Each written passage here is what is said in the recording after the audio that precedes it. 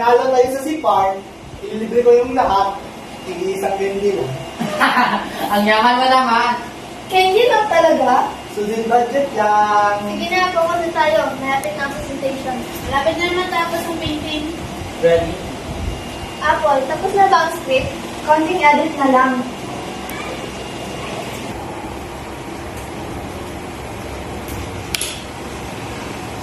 Hala, wag naman ngayon. Wala pa yan kanina. Sino ang naglagay? Huwag mo nang buksan. Buksan na! Baka alawan ko yan. Sige. Pag-asa, pagkakaisa, respeto, pagmamahal, wika. Pumili lamang ng isa. Ha? Isa lang? Bakit isa lang? Baka prank lang. Kung prank ito, bakit narito ang mga salitang ito? At bakit parang may gustong ipaintindi sa atin? Parang hindi lang ito simpleng laro. Yung sorry talaga. Kala ko joke lang, pero parang seryoso ito. Sige, alamin natin kung ano ang ibig sabihin ng mga salitang ito. Sa sandaling iyon, napagtanto nilang hindi lamang isang simpleng papel ang nasa harapan nila. May mensahe itong naghihintay na kanilang maunawaan. Kung isa lang ang pipiliin natin, ano ang pipiliin natin? Ako, pagmamahal. Kasi doon na wala. Para sa akin, respeto. Dahil kung walang respeto, walang magkakaintindihan. Pag-asa ang pipiliin ko dahil ito ang nagbibigay sa atin ng lakas. Wika, dahil dito tayo nagkakausap at nagkakaintindihan. Simple lang sa ng confession. Matapos nilang makita ang mensahe, nagsimula silang mag-isip. Hindi naging madali ang pagpili dahil bawat salita ay may sariling halaga. Yun lang! Iba-iba pala tayo ng sagot eh.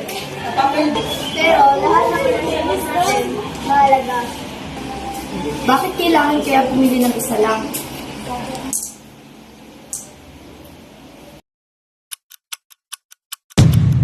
Tapos na ang oras natin. Grabe, pati oras at binabahan na. Habang lumilipas ang bawat segundo, mas lalo nilang nararamdaman na may dapat silang maunawaan.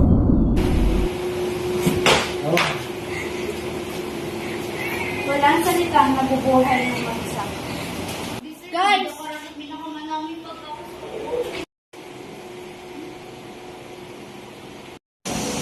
Ibig sabihin, mali pala tayo. Hindi tayo pinapapili, kundi pinapaintindi. Magkakaugnay ang lahat? Tama. Pa natin, huwag natin paghiwalayin. Sa wakas, naunawaan nila ang tunay na kahulugan ng mensahe. Hindi pala sapat ang pumili ng isang salita.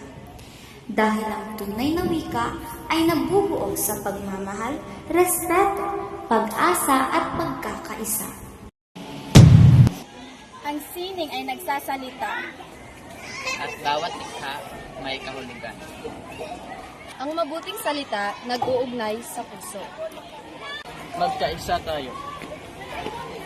Pagmamahal. Dito nagsisimula ang lahat.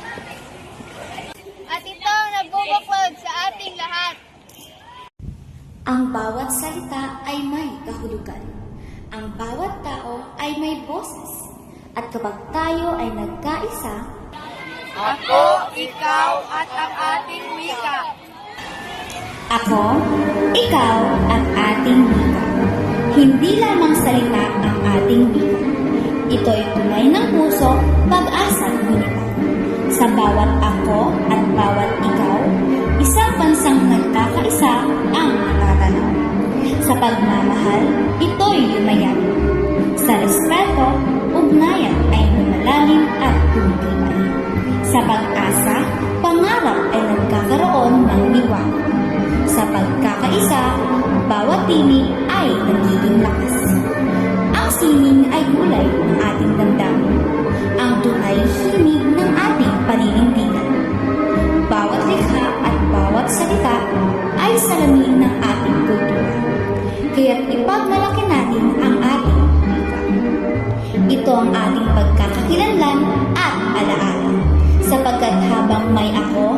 ay ikaw mananatiling buhay ang ating wika. Ngayon, bukas at magpakailanman.